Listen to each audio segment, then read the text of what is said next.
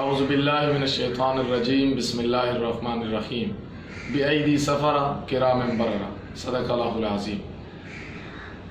اللہ کے نبی صلی اللہ علیہ وسلم پہ جب وحی اترتی تھی تو 6 سے 7 صحابہ تھے جن کو نبی کریم صلی اللہ علیہ وسلم فوراً فرما دیا کرتے تھے یہ لکھ لو۔ تو ان 6-7 صحابہ میں سر فہرست حضرت امیر معاویہ رضی اللہ تعالیٰ عنہ کا نام تھا۔ حضرت امیر معاویہ رضی اللہ تعالیٰ عنہ وہ شخصیت ہیں کہ جن کو خال المسلمین، مومنین اور مسلمین کا ماموں کہا گیا۔ آپ صلی اللہ علیہ وسلم کی زوجہ محترمہ حضرت ام حبیبہ کے بھائی تھے۔ حضرت ابو سفیان اس طرح نبی کریم صلی اللہ علیہ وسلم کے سسر ہوئے۔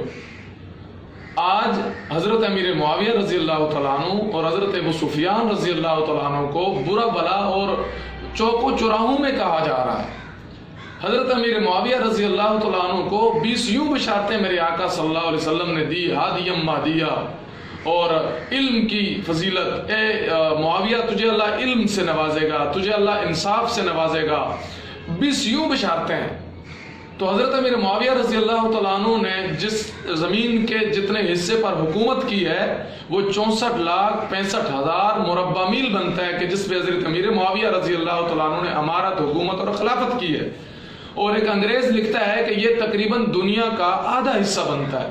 وہ آدھی دنیا کا حکمراں تھا، وہ حکمراں بھی مگر کہاں تھا، بپھرتی موجوں پہ حق پرستوں کی سادہ کشتی کا بادباں تھا، بڑے بڑوں کو گرانے والا، گرے ہوئوں کو اٹھانے والا، وہ رہبروں کا تھا ریک رہبر، وہ پاسبانوں کا پاسباں تھا۔ نا حسن سے پوچھو، علی سے پوچھو، تم ان کے بارے نبی سے پوچھو، اندھیری شب میں چراغ بن کر وہ ساری دنیا میں ذو فشاں تھا۔